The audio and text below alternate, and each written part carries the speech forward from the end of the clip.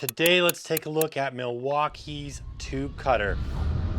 This is the 2471-20. This is primarily used for cutting copper pipe. You're going to be doing 1/2 inch outside diameter up to 1.125" outside diameter. And it has a clearance of 1.5 inches from center line to the side. If you need to get into tight spots, you got 1.5 inches to your cut. So this is a super handy tool if you're a plumber or if you're a renovator and you got to do a lot of copper pipe stripping. This thing is invaluable. It's awesome. Basically, it's an M12 system.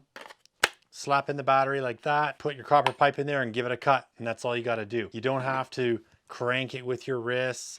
It's very fast. So let me show you how it works. For starters, we have a button on the top here that gives us an illumination inside, so you can actually see exactly where that cutting blade is lined up. That's really helpful. And if you hold it down again, then you've got the power meter. So 2 good functions. So all you have to do is take your 1/2 inch pipe. This will cut K, L, and M copper pipe. This is type L. So all you have to do is take your pipe, slide it in. You want to hold firmly on the left side if you're right-handed because it will spin the pipe. So then you just pull the trigger down.